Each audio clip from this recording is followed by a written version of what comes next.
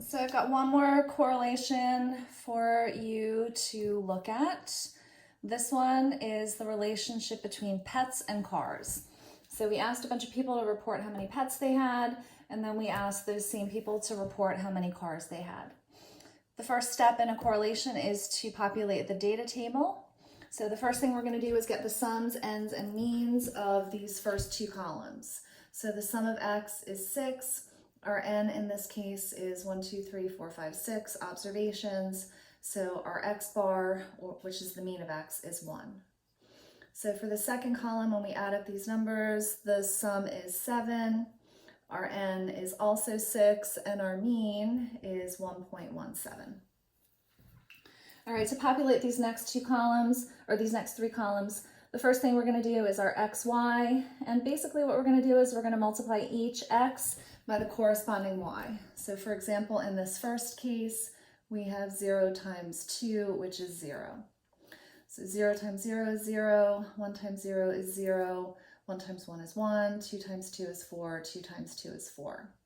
And we're going to get the sum of this column by adding all of these numbers up, and that equals 9. Next, we're going to get our x squared. So we're going to take each one of these x's and square them.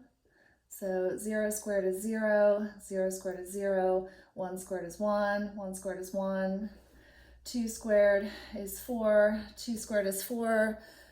I feel like I did something wrong here. No, that's correct.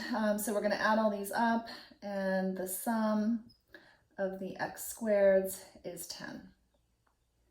And then last, we're going to do the same thing with the y's. So we're going to take each one of these y's and square it.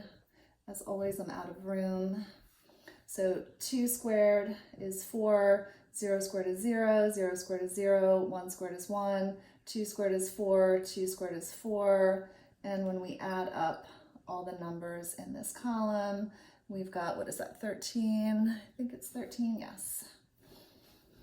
All right, so down the bottom here is the scatter plot. We have our x, or pets, on the x-axis.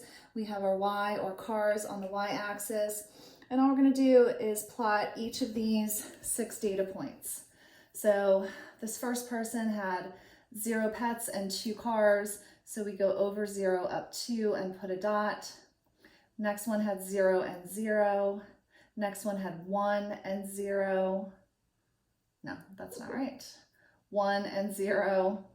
The next one had 1 and 1. The next one had 2 and 2. And we have another dot there at 2 and 2.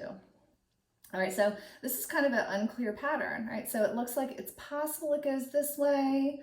It's possible it goes this way. It's also possible it goes this way. So I'm not going to draw any line in here to summarize it at this point. When we come back, we're going to do the variances, the covariance, and the R.